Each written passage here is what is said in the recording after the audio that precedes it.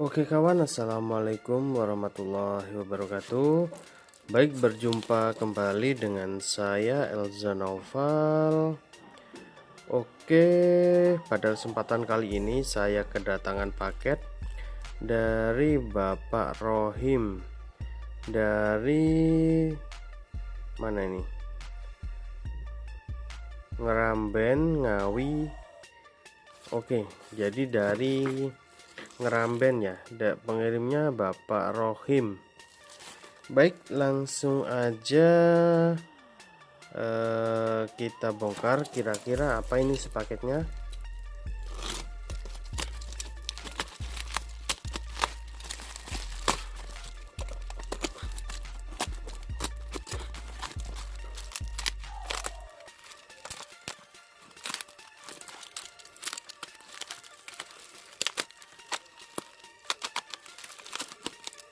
Oke kawan, jadi ini dia isi paketnya ya. Isinya power amplifier. Wih, ini bagus banget ini ya. Oke, jadi dia pakai kapasitornya itu pakai brand Wima semua ya. Oke, ini kapasitornya pakai Wima dan induktornya ini pakai Sagami ya. Ini induktor mahal ini guys. Oke, ini mereknya ini ya, bisa kelihatan apa enggak ini mereknya. Mereknya Yesau DPA 500. Oke, jadi ini merupakan power amplifier ya, power amplifier power amplifier kelas D atau biasa disebut dengan digital power amplifier. Jadi power amplifier ini menggunakan sistem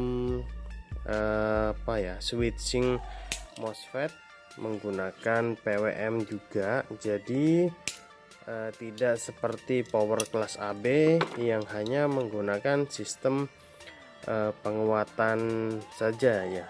Kalau ini dia pakai sistem switching modulasi. Oke, jadi ini ya mereknya ya, merek Yesau tipe DPA 500 versi 1.4. Oke, jadi ini sepertinya sih hampir sama dengan yang IRS 2092 500 watt. Sepertinya hampir mirip-mirip lah dengan versi itu. Oke, kita coba intip. Ini IC-nya pakai seri apa ya? Kita buka aja dulu untuk kita buka dulu ini untuk heatsinknya supaya bisa kelihatan.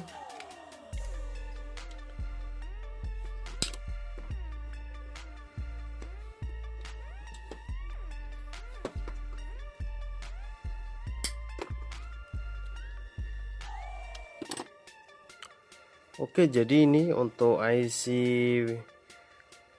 PWM nya dia pakai IC IRS 2092S ya. Ini IC nya ori nih guys kelihatannya. Jadi bagus banget ya IC nya. Kalau yang ori itu beda dengan yang merek Cinaan itu. Ya ini pun sepertinya ya sama dari Cina, cuma yang pernah saya pakai itu nggak sebagus itu IC nya ya, karena kalau yang lokal sekarang itu kalau nggak salah yang Cina itu yang murah itu untuk saat ini kalau nggak salah harganya sekitar di Shopee itu ada yang harganya di atas berapa ya, sekitar 100 ribuan lah. Jadi amplifiernya tuh ada yang harganya 100 ribu, tapi yang nggak sebagus ini gitu. Karena kalau IC yang ori seperti ini itu harga IC-nya aja sudah hampir 100 ribu gitu. Entah IC-nya dikasih IC apa, yang jelas untuk serinya sama, cuma mungkin IC-nya KW gitu ya. Oke, ini kita coba cek dulu untuk MOSFET-nya, apakah MOSFET-nya short. Oke, ternyata untuk MOSFET-nya ini aman ya, tidak short. Nah, amplifier model seperti ini itu biasanya kelemahannya tuh ada di modul ini. Jadi ini modul step down dari tegangan utama itu diturunkan menjadi tegangan 12 volt untuk supply IC PWM-nya ini. Nah, jadi biasanya itu bagian ini yang paling sering rusak untuk sepengalaman saya ya. Nah, jadi unit yang lain yang saya miliki itu biasanya ini sudah saya buang untuk rangkaian step down-nya ini. Terus nanti saya pasang adaptor 12 volt gitu aja, jadi bisa lebih awet. Oke, ini akan saya coba nyalakan dulu, kira-kira kerusakannya itu seperti apa ya. Oke, di sini untuk power supply saya menggunakan power supply ini ya, power supply dari bekasnya printer. Ini untuk satu modul power supply ini tegangannya itu 42 volt 1, berapa ampere gitulah, sekitar 2 ampere lah ini untuk per piece-nya. Jadi ini saya pasang, saya konfigurasikan secara simetris. Jadi nanti ini ada tegangan CT-nya, penggabungan dari plus dan minusnya ini kan kita seri. Jadi nanti ada tegangan CT-nya, center tag-nya, dan ada tegangan positif dan negatifnya gitu. Jadi untuk arus untuk nyoba ini cukup lah kalau hanya untuk nyoba. Baik, akan saya pasang dulu ini untuk supply-nya, baru kita cek. Nah baik kawan, jadi ini sudah saya pasang ya untuk tegangan supply-nya. Oke, jadi untuk lebih mudah mengamatinya, ini akan saya pasang kipasnya. Jadi kalau misalnya ini kipas tidak nyala, ya sudah fix, berarti memang tidak nyala gitu. Oke, baik, kita coba nyalakan. Bismillahirrahmanirrahim. Oke, ini untuk supply kipas ini nyala ya, jadi tegangan standby-nya itu sudah nyala. Dan tadi di sini nih ada kedipan lampu warna merah ya, itu entah untuk apa, saya juga kurang paham. Lalu ini kita coba cek aja untuk PWM-nya, apakah sudah bekerja ini atau tidak gitu. Nah oke kawan, ini kita coba cek untuk signal PWM-nya ya. Oke, ini ada untuk MOSFET yang satunya. Oke, ini juga ada.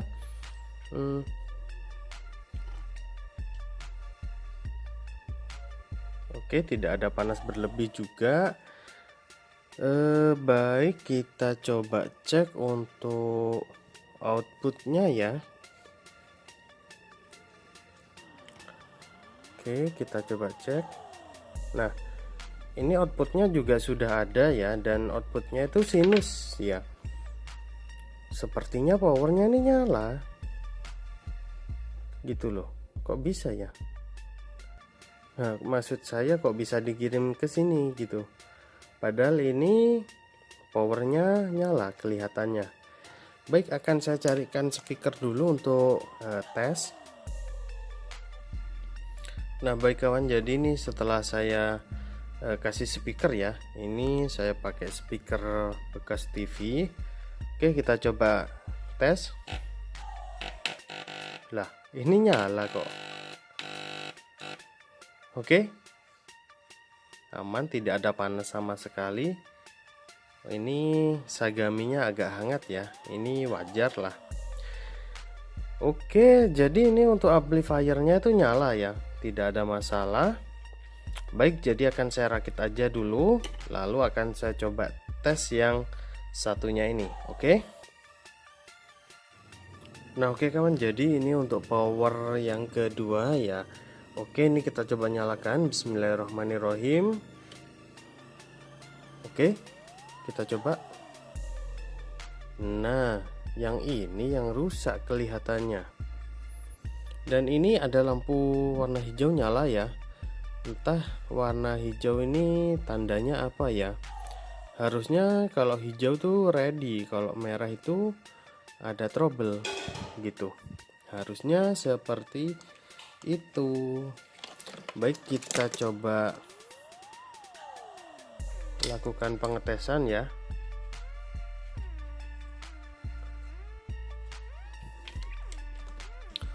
Oke, ini kok seret ya, apa rusak? Kita lakukan cek tegangan DCO nya. Oke, kita coba nyalakan kembali.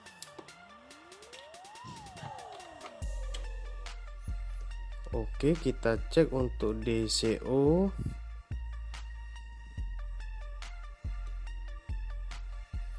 DC OSFET-nya 0 ya. Oke, kita lakukan pengetesan menggunakan osiloskop.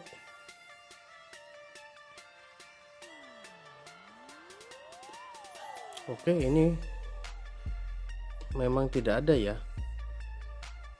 Baik, jadi memang tidak ada output. Oke, kita coba cek apakah IC PWM nya atau MOSFET nya gitu. Oke, baik, kita lakukan pengetesan.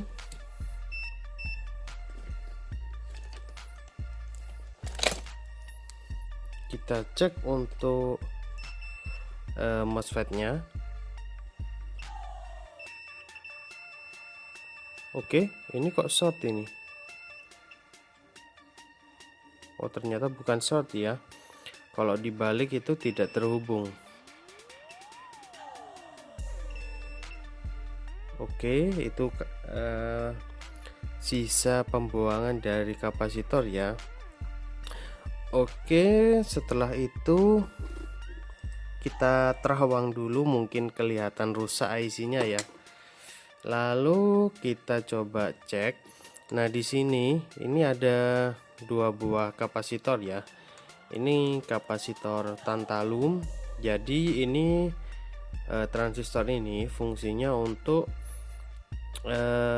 filter dari penurunan tegangan. Jadi dari tegangan input utama itu ditahan menggunakan ini 4 buah resistor ini. Nah, ditahan dan nyampe di sini ini harus ada tegangan 5 volt atau 12 volt, saya juga lupa. Oke, ini aman, tidak short. Ini oke, ini juga tidak short. Baik, jadi untuk lebih pastinya ini akan saya nyalakan dan akan saya cek-cekin untuk tegangannya ini.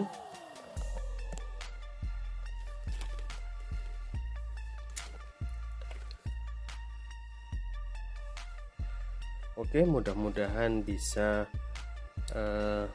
terlihat ya oleh teman-teman. Oke, ntar kira-kira nanti nggak ganggu ya. Oke, insyaallah mudah-mudahan aja nggak terganggu ya. Baik, kita coba nyalakan kembali. Bismillahirrahmanirrahim. Oke, ini kipasnya nyantol guys. Kasihan, nanti bisa ngebakar koil kipasnya. Oke, kita nyalakan kembali. Bismillahirrahmanirrahim. Oke, ini sudah nyala ya. Baik, pertama kita cek tegangan di sini.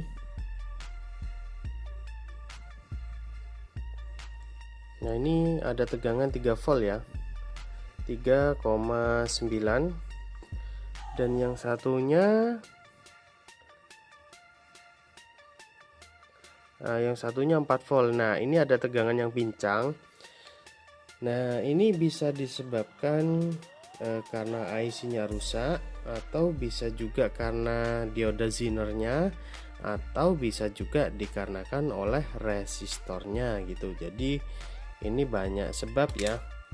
Ini kalaupun mau kita cek untuk PWM-nya, ini jelas tidak ada PWM-nya.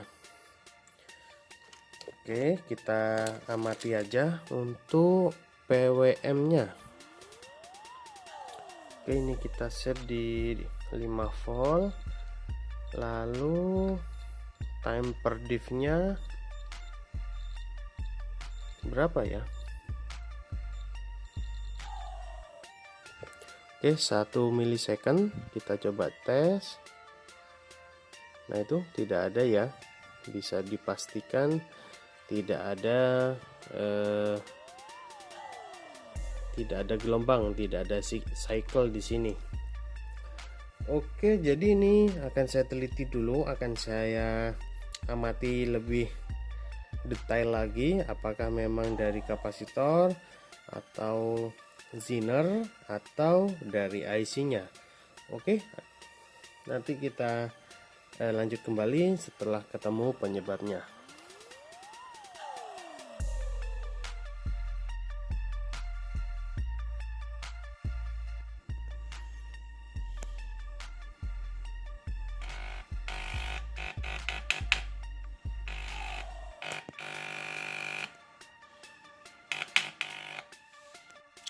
Nah, baik kawan, jadi ini untuk amplifiernya ini sudah nyala ya.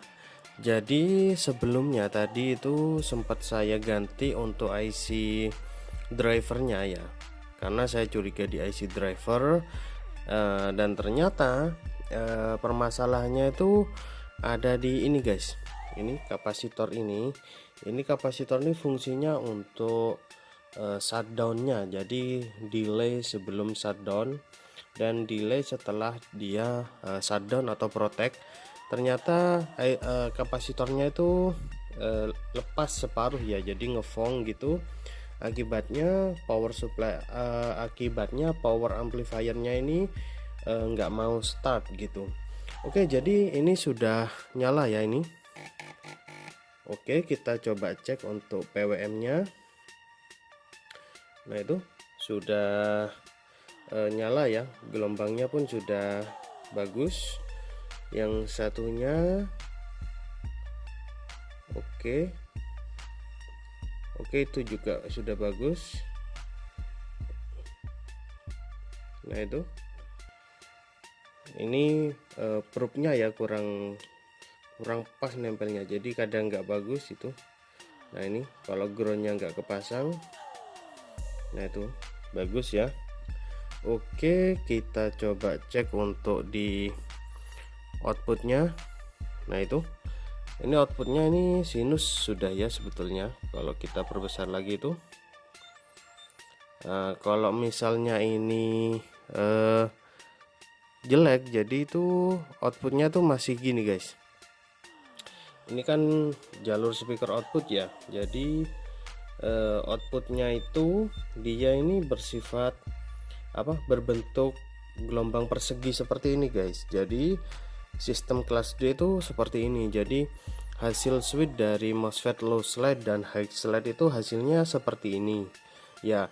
Ketika dia melewati lilitan induktor ini dan ada kapasitor LPF juga di sini, jadi hasilnya tuh seperti ini. Nah, ini kalau kita jadi ini gelombangnya itu sudah difilter guys. Jadi gelombang outputnya itu sudah difilter jadi sinus seperti ini. Karena kalau pas di switch itu hasilnya seperti ini. Jadi gelombangnya itu gelombang kotak, dimodulasi, dimasukkan audio pada cycle ini, akhirnya nanti jadi terbentuk suaranya tuh sudah berbentuk sinus setelah melewati induktor dan kapasitor LPF-nya. Jadi kurang lebihnya sederhananya sih seperti itu ya sistem power amplifier kelas D ini. Jadi amplifier ini nggak jauh beda dengan model model pada switching power supply ya. Bahkan UPS itu kebanyakan menggunakan model seperti ini. Jadi UPS yang model online seperti itu ya. Jadi dia itu dari tegangan aki dia itu di step up jadi tegangan 800 volt. Setelah jadi tegangan 800 volt, lalu tegangannya itu di switch menggunakan model switch half bridge seperti ini, lalu dia diinjek dengan gelombang sinus 50 Hz. Jadi nanti tegangan outputnya dia itu akan dihasilkan 220 volt 50 Hz sin wave, dan inputnya dia itu 800 volt DC. Jadi sangat mirip kerjanya dengan power amplifier kelas H ini, kelas D ini, kecuali model inverter yang menggunakan modul EGS dia itu beda sistemnya. Kalau yang saya ketahui yang menggunakan UPS itu sistem kerjanya itu sama persis seperti amplifier kelas D seperti ini. Jadi menggunakan penguatan model half bridge seperti ini, disuplai menggunakan tegangan 800 volt DC, lalu diberi injek frekuensi 50 Hz sin wave. Hasilnya nanti akan keluar tegangan 220 volt 50 Hz sin wave. Jadi kurang lebihnya kerjanya seperti itu ya. Nah itu, dan itu sekilas ya tentang pengalaman saya tentang power kelas D dan inverter itu, bahwa kerjanya sama persis gitu. Nah oke, jadi entah kalau kita nyoba ya, kita coba eksperimen power amplifier kelas D disuplai 400 volt DC gitu. Wah serem itu pasti nanti. Oke, jadi mungkin demikian aja untuk video pada kesempatan kali ini. Mohon maaf untuk pada kesempatan kali ini karena saya tidak terlalu begitu expert ya di bidang audio. Jadi ya mungkin videonya tidak terlalu menarik untuk teman-teman yang penghobi audio gitu. Mungkin ke depan kita nanti akan membangun channel juga tentang belajar audio ya, supaya tidak teman-teman tidak sesat pengetahuannya tentang audio. Karena saya lihat itu beberapa channel itu ada yang mengajarkan kesesatan gitu loh dalam bidang audio dan amplifier. Karena saya ya miris lah lihat channelnya teman-teman itu, bahkan bikin thumbnailnya itu trafo 5 ampere bisa setara 30 ampere lah, gini lah. Itu kan sebetulnya menyesatkan itu nanti. Oke, jadi mungkin demikian aja untuk video pada kesempatan kali ini. Semoga video pada kesempatan kali ini dapat bermanfaat untuk teman-teman semua. Mohon maaf jika selama penayangan video ini ada salah kata dari saya. Saya akhiri, wassalamualaikum warahmatullahi wabarakatuh. Mantap.